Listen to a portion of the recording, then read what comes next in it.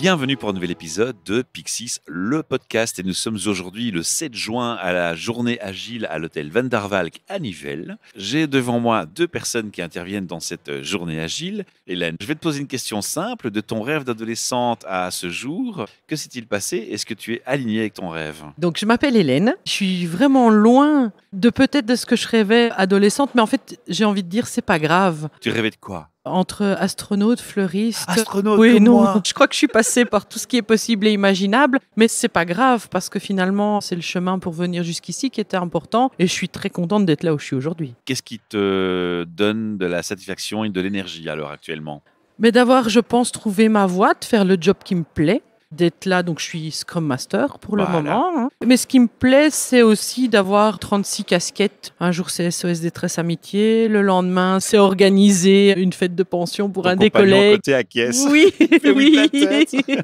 Vous intervenez à deux. Oui, exactement. On intervient tous les deux, oui. Scrum Master et accompagner les entreprises. Oui, c'est ça. Alors, je vais passer au compagnon, à qui je vais laisser l'honneur de dire son prénom et de se présenter avec la même réponse à la même question. Du rêve d'adolescent à ce jour, es-tu aligné? Donc moi c'est Cédric. Sur le rêve d'adolescent, oui, je crois que je suis assez proche en fait. Parce que je travaille sur des choses, je vais dire, qui vraiment challenge mon intellectuel. Tu voulais pas être astronaute? Non, je voulais pas être astronaute. Je crois que quand j'étais tout petit, oui. Avant ça, je voulais même être camion poubelle. Donc, Ah, c'est pas le premier qui me dit ça. C'est pas chauffeur le du premier. camion, hein, quand même, Ah, attention. toi, tu voulais être chauffeur. Chauffeur. Parce que c'est le Exactement. chef. C'est le chef. Ah, c'est le chef. Mais maintenant, le chef à la maison, c'est elle, donc j'ai laissé tomber. Par contre, je descends toujours les poubelles. Pour revenir à la question d'origine, ce que je voulais aussi, c'est vraiment pouvoir faire des expériences, avoir pas mal de liberté, pouvoir un petit peu choisir dans quelle direction je veux et pouvoir tenter des choses qui n'ont peut-être pas été tentées avant. Mais pas non plus l'explorateur qui part au milieu du pôle Nord en slash. Hein. Non, ça, je Il faut quand même un confirme. peu de sécurité. Elle confirme. Il elle dit. oublierait la moitié des trucs dans sa valise.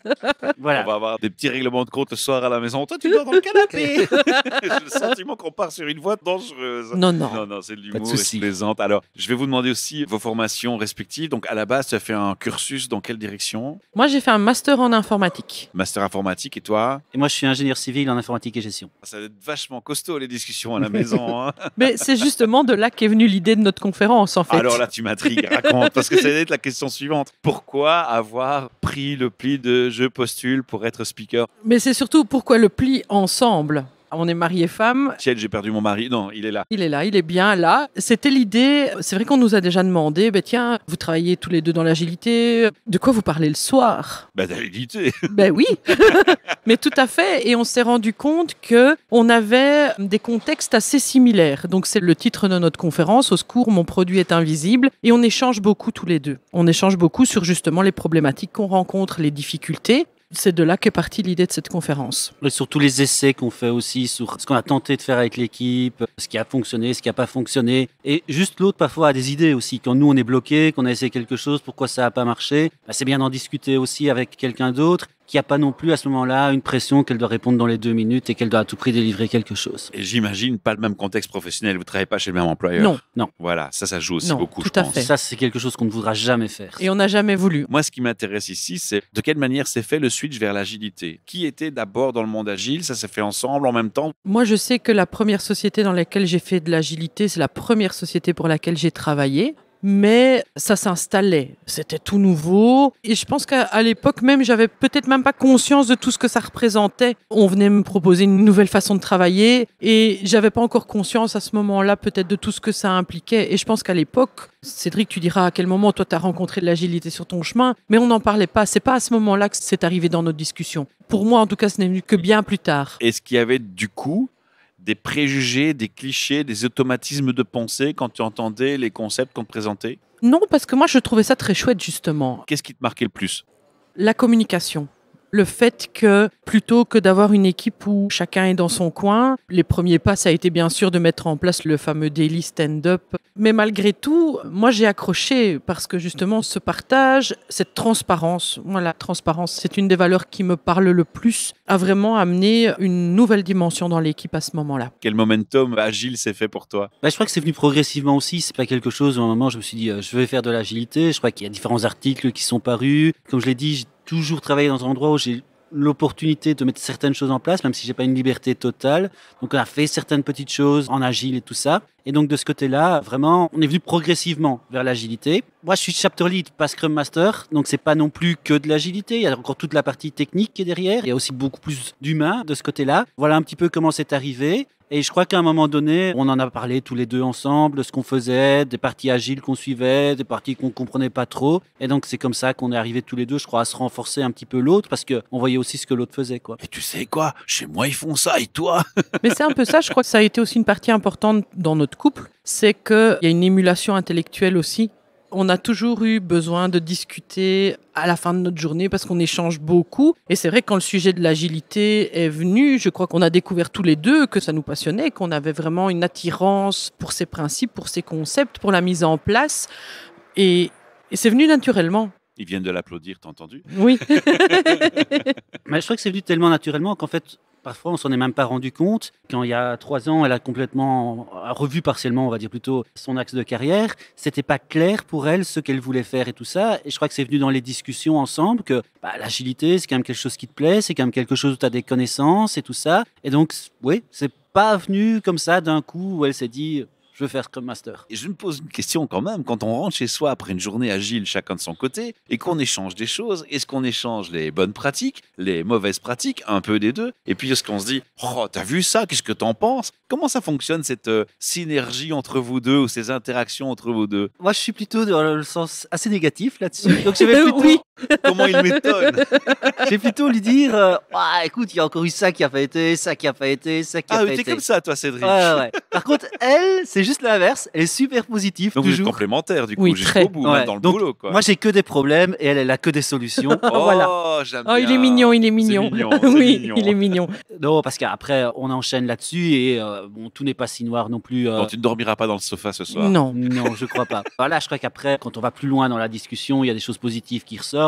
Quand elle dit, je trouve pas trop la solution, moi aussi j'ai des choses positives à ressortir et inversement. Je vais te poser la question à toi, du coup, mais est-ce que vous avez remarqué des situations communes? C'est-à-dire, il y a des challenges qui sont manifestement similaires d'une entreprise à l'autre, peu importe, parce que finalement, on parle d'humain, on parle de communication, on parle d'empathie, d'autogestion, de servant leader. Il y a pas mal de choses qui sont en jeu sur la table ici. Oui, tout à fait. Et c'est justement parce qu'on a découvert ces similitudes ou ces problématiques dans un contexte différent, mais qui finalement, comme tu le dis si bien, se y a des jonctions. ressemblent, mais qu'on en est venu à se dire, effectivement, on peut en parler tous les deux à une même conférence et de bâtir quelque chose sur nos expériences partagées. Parce que oui, on travaille avec des humains et que certaines problématiques reviennent. Alors, tu as utilisé un mot-clé qui est important pour moi et qui est dans mon ADN à moi, c'est le partage. C'est pour ça que je fais du podcast, on partage Oui. des choses et notamment une passion. La volonté, c'est d'aller plus loin que le couple. Finalement, si je comprends bien, c'est à un moment donné de se dire on va aller partager ça avec d'autres passionnés d'agilité dans Oui, cette c'est ça. conférence. Alors, il y a des gens qui vont nous écouter, auditeurs et auditrices, qui ne seront pas aujourd'hui ici présents, qui ont raté votre intervention. Dommage pour eux, il fallait venir nous voir. Tant pis pour vous, venez l'année mais prochaine. Non, mais non, on va être sympa. On va un peu parler de quelle était l'intention du message que vous vouliez faire passer. Je ne vais pas spoiler, puisque de toute façon, on est entre nous ici, rien qu'entre nous, et le podcast sera diffusé plus tard. Quelle est l'intention? Quel est l'objectif? Qu'est-ce que vous aimeriez que les gens retiennent quand ils ressortent de la salle? Mais on a justement conclu en disant qu'il y avait des mots importants dans ce qu'on a dit.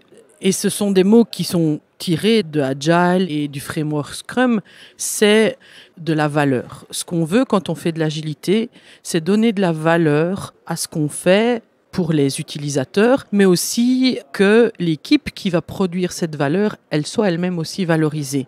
Et ça, je pense que c'était notre objectif, c'est qu'on, dans tous nos partages, on a trouvé des façons d'aider nos équipes, moi en tant que Scrum Master, lui en tant que Chapter Lead, pour, dans un contexte qui est le nôtre, c'est-à-dire avec des produits data, des produits qui sont invisibles, et justement d'amener cette valeur, d'amener de l'impact pour le client. Et comment assurer ça? Je ne sais pas si tu veux compléter. Oui, non, je crois qu'on va tourner autour du même sujet. C'est vraiment la création de valeur, le centre de notre conférence, et comment montrer cette valeur, et comment parler le même langage que les stakeholders pour vraiment les convaincre qu'il y a de la valeur, et surtout pas rester enfermé dans notre microcosme. Je vais montrer ce que j'ai fait. C'est pas tellement ce qu'on a fait qui est intéressant, c'est de montrer la valeur que ce qu'on a fait dégage. Et ça, c'est quelque chose qui n'est pas toujours nécessairement compris par certaines personnes, sur lequel il faut encore travailler à beaucoup de niveaux. Si on devait donner sur une échelle de 1 à 10 un niveau de maturité agile à chacune des entreprises dans lesquelles vous travaillez. Ça ne vous engage pas, c'est juste une estimation personnelle de Tout à comment fait. vous vous sentez dans la maturité agile dans votre quotidien. Vous donneriez une cote de combien à combien? Je vais commencer par toi cette fois, Cédric. Alors, je suis très critique, donc je vais donner Bah une oui, cote. tu m'as dit ça, donc je commence par toi, forcément. Je finis par une touche positive, tu vois. Alors, à l'entreprise, je donnerai une cote de 3. Oui, Mais c'est vraiment à l'entreprise. À part ça, dans l'entreprise, il y a de nombreux humains auxquels je donnerai une cote nettement supérieure. Mais l'organisation de l'entreprise, elle commence seulement à changer vers l'agilité, avec vraiment un mode produit qui se met en place. Et on voit que là, il y a des gens qui sont vraiment en leadership, dans la mise en action de ce mode produit, mais qu'il y a des personnes derrière qui comprennent pas les enjeux, qui regardent qu'est-ce que ça change pour moi, sans avoir le focus nécessairement sur il y a quand même un changement d'optique, on essaye vraiment de créer de la valeur et tout ça. Et donc, c'est là, pour moi, il y a encore un décalage et qu'on doit encore combler dans les années à venir. Je travaille dans un domaine, c'est le transport de l'électricité. Si on se plante, si on fait une expérimentation qui ne va pas, il n'y a plus d'électricité en Belgique, peut-être plus en Europe. Voilà, il faut quand même garder un petit peu ça aussi, les impacts.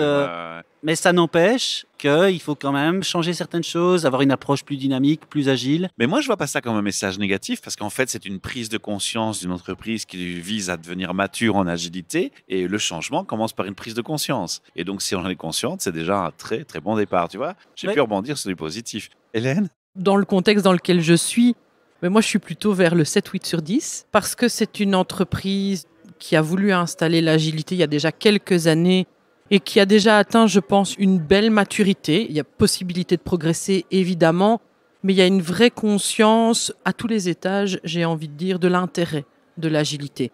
Moi, je suis freelance, je suis en mission chez ce client depuis 2 ans et demi, mais quand je suis arrivée, j'étais déjà dans un contexte dans lequel il y avait et la confiance et la transparence, l'autorisation de se planter. Dans un terrain fertile et Oui, propice. tout à fait, ça c'est vrai. Ça, je dois dire que il faut l'admettre aussi, je pense. Ah, c'est pas difficile d'être positive alors. Oui, mais non, mais je pense qu'il faut le dire aussi parce qu'on a trop souvent tendance à dire quand ça ne va pas et pas à dire quand ça va bien. Maintenant, bien sûr, et là, contrairement à ce qu'a dit Cédric, moi, il y a des gens qui arrivent, qui eux n'ont peut-être pas déjà le niveau de maturité qu'a l'entreprise.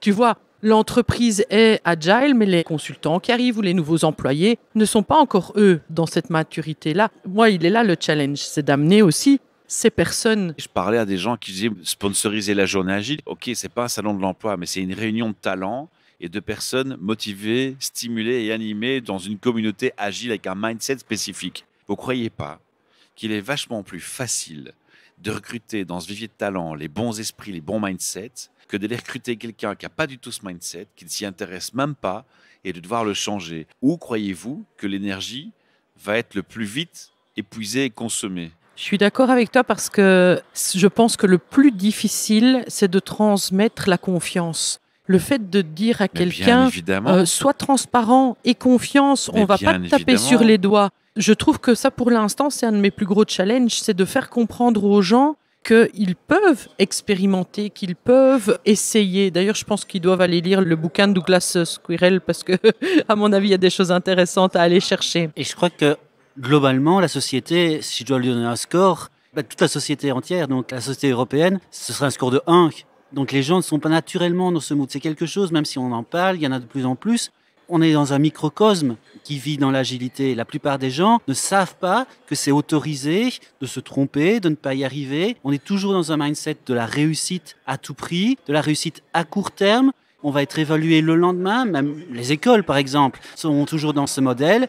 Et donc, je pense que c'est beaucoup plus facile de trouver ici des gens avec un esprit ouvert et déjà ce mindset. Et je fais pas mal d'interviews avec des gens dans aussi un podcast sur les ressources humaines. Et les entreprises s'en rendent compte et se disent, pendant longtemps, on a focalisé sur le hard skill. Mais le hard skill, ça s'apprend assez facilement, finalement. Par contre, le soft skill, le changement d'attitude, c'est chronophage et c'est énergivore. Et ça, c'est un fameux challenge. Alors ici, on rebondit aussi sur une chose qui m'intéresse dans ce que tu dis, c'est en fait, on a toujours tendance à considérer l'entreprise dans laquelle on travaille comme un microcosme propre. C'est un endroit bien à lui dans lequel on évolue. Mais cet endroit, il est influencé par l'extérieur et notamment les individus qui sont dedans, ils ont une vie extérieure. Et ils ramènent l'impact de cette société extérieure, VUCA, qui change tout le temps et qui migre au sein de l'entreprise, ce qui la rend sous une certaine forme instable en interne. Tu vois ce que je veux dire? Oui, les petits tout à égos. fait. Oui. Si la société devient fort orientée sur l'ego, sur les réseaux sociaux, Tu vas ressentir ça dans l'entreprise. Il y aura des jeux de pouvoir plus rapidement qui vont s'installer. Alors, tout ça pourquoi? Pour vous poser une question simple. C'est quoi le plus gros challenge actuellement dans vos entreprises respectives? Qu'est-ce qui est le plus difficile? C'est quoi la pierre d'achoppement? C'est pas une question facile. Moi, je dirais que c'est les deadlines. On a l'habitude vraiment d'avoir travaillé avec cette mentalité que ça va être prêt pour tel jour. Parce qu'il y a des sous-sous derrière en Il y a enjeu. des sous derrière, parce qu'on n'est pas les seuls à devoir changer, on doit tous changer en même temps et tout ça. Mais donc, on est tellement habitué à travailler avec ce système de deadline et de ne plus mesurer que ça. Quand est-ce qu'on va délivrer?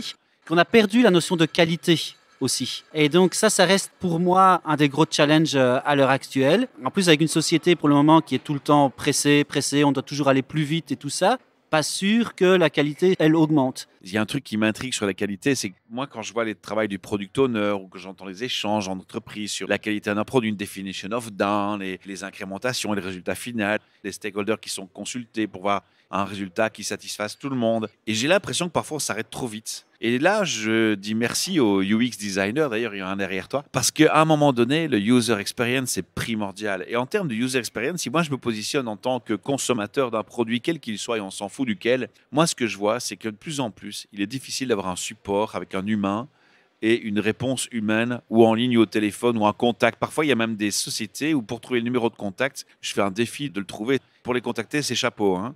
Et on dirait qu'on veut faire de la qualité une excellence quelque part. Et paradoxalement, on se dit, ça coûte trop cher de faire le support qui va avec, et ça, on le jette.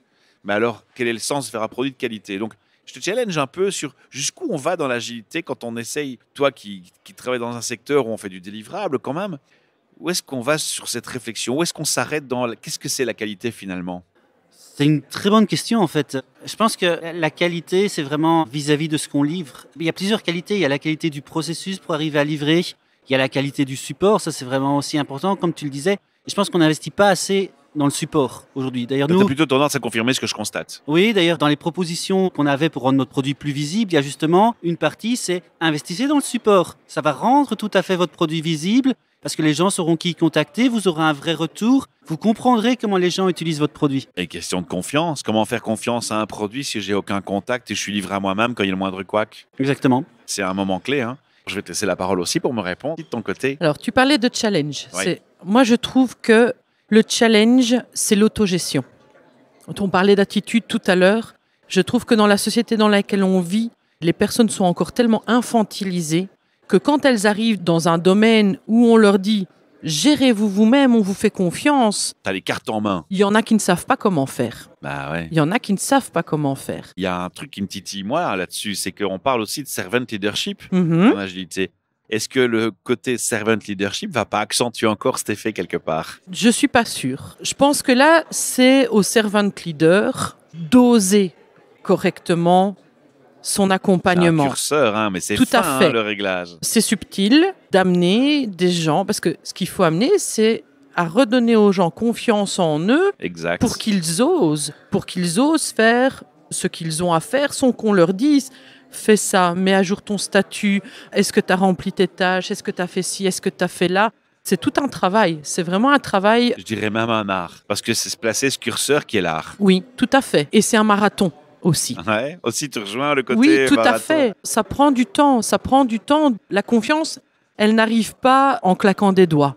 Et quand on a justement des personnes qui arrivent dans des équipes à qui on a un petit peu trop mâché les choses ou à qui on a toujours dit ce qu'ils devaient faire, comment ils devaient faire, qui viennent d'autres entreprises qui sont encore dans des modes, il y a un chef qui te dit ce que tu dois faire et tu le fais et tu te tais et tu n'as pas d'avis, tu n'as pas d'esprit critique.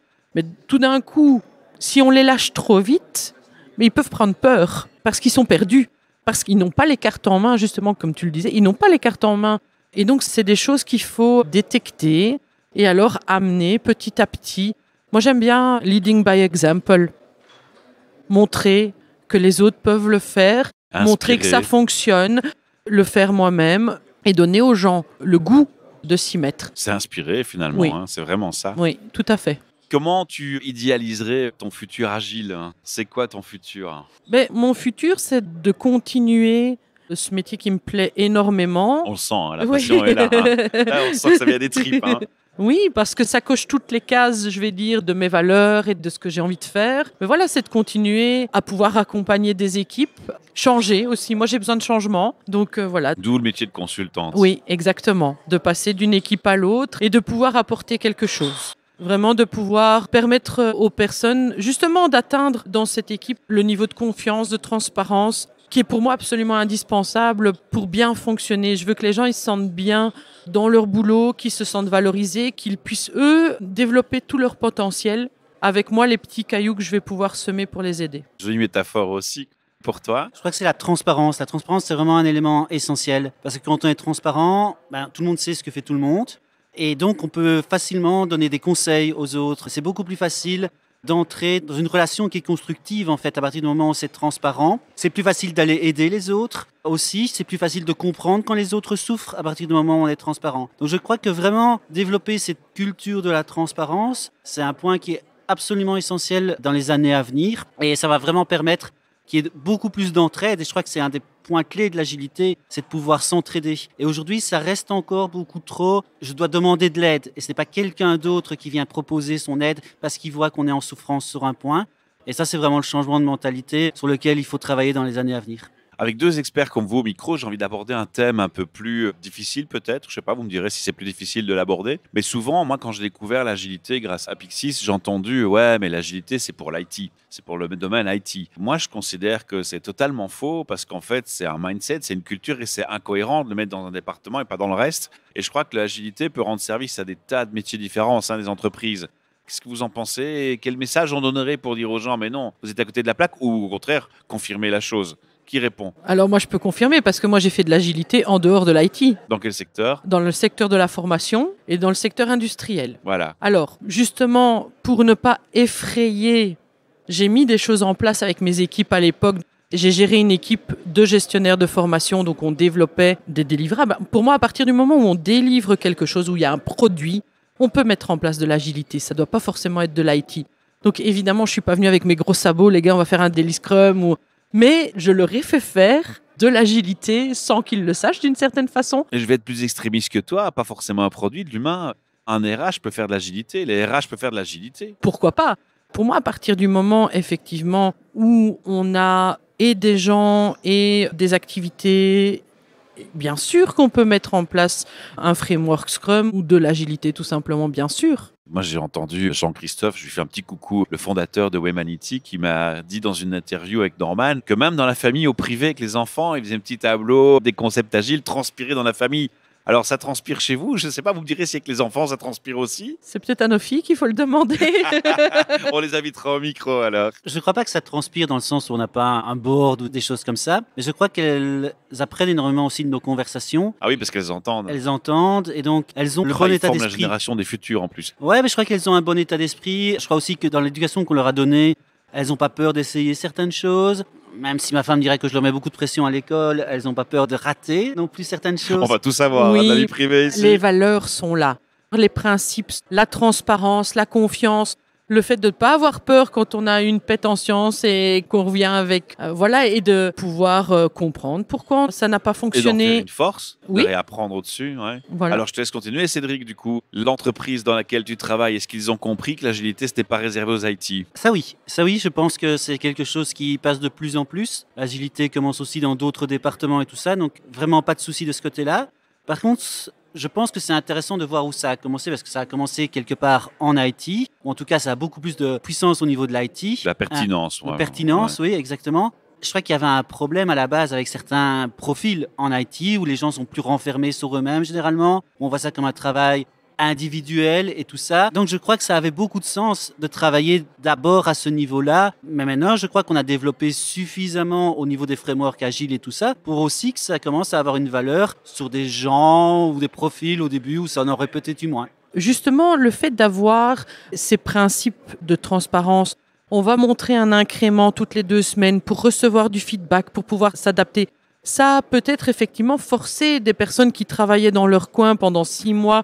Ils avaient reçu des specs, ils développaient, et puis au bout de 6 mois, ils présentaient leurs produits. Ça les a peut-être poussés à sortir de leur coquille. Quand on demande à nos développeurs, et c'était aussi un peu l'objet de notre conférence, c'est de dire attention, Ne montrez pas la technique, c'est pas ce que votre utilisateur veut voir. Lui, il veut voir le résultat. Il veut voir ce que lui, il va vraiment recevoir.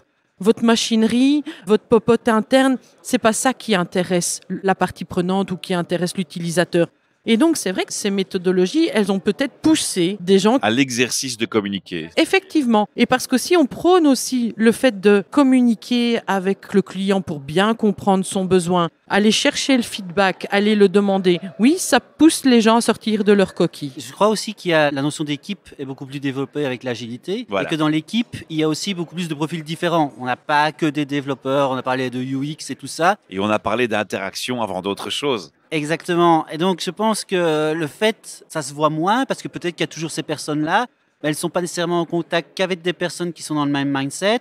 Elles voient comment les autres interagissent et peut-être plus sur la communication à l'extérieur de l'équipe, ce sont plutôt les autres qui vont prendre le relais et qui vont jouer un espèce de médiateur ou de proxy avec les développeurs qui sont derrière. Je pense que c'est bénéfique pour tout le monde. Tu ne crois pas qu'il y a aussi le fait qu'on ne soit plus dans un modèle où tu as un chef qui est le bottleneck vers l'extérieur et qui vient dire aux autres ce qu'ils doivent faire, mais avec ces équipes qui sont autogérées, qui sont présentes, ça pousse aussi à l'ouverture. Oui, et alors ce qui se passe aussi, et moi ça je constate, c'est qu'en fait, on redonne aux personnes de la confiance en eux. Tout à Parce fait. qu'en apprenant à s'autogérer, ils prennent aussi tout un mindset spécifique qui change complètement leur vision par rapport à leur travail, par rapport à ce qu'ils font. Et puis, ils apprennent à être reconnaissants envers ce qu'ils ont fait. Ils ont la gratitude de leur travail. Bien sûr. Ils revoient les qualités qu'ils ne regardaient plus parce qu'ils étaient en néerlandais, sous le slouf, hein, c'est Oui. sous les ordres, tu vois, un peu, Et en plus, ils prennent la responsabilité de leurs décisions.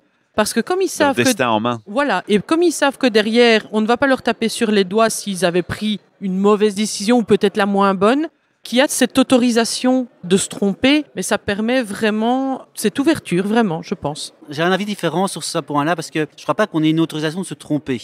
On a une autorisation de tester quelque chose où on ne connaît pas la réponse. Mais si on essaye quelque chose en sachant très bien que ça ne va pas aller, ou que d'autres savaient que ça n'allait pas aller, et qu'on n'a pas été transparent, qu'on ne leur a pas dit, pour moi, là, ça reste une erreur. Ça reste une erreur de retester quelque chose où on sait que ça a déjà été un échec, sans changer l'approche et tout ça. Je ne veux pas dire qu'il ne faut jamais retester, mais encore une fois, cette culture de la communication, de la transparence, pour moi, elle est importante. En tout cas, moi, je sens ici au micro que j'ai deux véritables passionnés et passionnés d'agilité. Et plus vous parlez, plus j'ai genre 10, 15, 20, 30 questions qui viennent dans ma tête. Alors, on est un podcast déjà beaucoup plus long parce qu'on est deux, donc je vais me permettre d'être un peu plus long, effectivement, s'il y a deux personnes. Je suis frustré parce que j'ai encore plein de questions et je me dis que ça mériterait une interview bien plus longue. Donc, je vais proposer que Norman, qui nous écoute, vous réinvite à notre micro une fois en tête-à-tête pour une interview beaucoup plus longue et poussée. Je voudrais quand même vous remercier pour déjà ce partage. Je crois qu'on a assez titillé l'auditeur et l'auditrice pour amener la curiosité vers l'agilité, grâce à vous, grâce à votre passion qu'on ressent. Vos sourires, ils ne sont pas visibles au micro pour les auditeurs et auditrices, mais je vous assure, ils ont tous les deux la banane devant moi. Ils ont l'air de bien s'éclater. Sachez, chers auditeurs et auditrices, que vous pouvez laisser un message vocal à Cédric et à Hélène. Alors, comment est-ce qu'on fait? Vous allez voir le podcast, il y a un texte qui décrit le podcast et il y a un lien dedans. Et vous cliquez sur ce lien et ça ouvre une page dans le navigateur qui dit « Autorisez-vous le micro ?» Oui, autorisez le micro, il ne va pas vous manger, le navigateur. Et il y a la possibilité d'appuyer sur un bouton et laisser un message vocal. Dès que vous cliquez sur le bouton, vous parlez, ça marche, ça enregistre. Vous pouvez vous réécouter autant de fois que vous voulez jusqu'à ce que vous soyez satisfait du résultat et sonore et de ce que vous dites. Et puis quand vous pensez que c'est bon, vous écrivez votre email, vous faites envoyer et on le reçoit. Et nous, si vous nous dites on peut partager sur les réseaux, bien, on communiquera en commentaire sur les réseaux sociaux ce lien et on vous entendra en live et vous pourrez réagir, Cédric et Hélène pourront réagir de la même méthode en réponse. Et si vous nous dites pas ça, eh bien on vous enverra en privé et vous pourrez écouter, réagir en privé parce qu'on aura l'email. Ça vous va? Oui, c'est parfait, super. Et on espère, on croise les doigts que vous ayez quelques feedbacks d'auditeurs et auditrices. Avec plaisir. Ça vous a plu? Oui, merci oui, beaucoup vraiment. Michel, c'était très chouette. À très bientôt et bonne journée agile. Bonne journée Merci. Agile.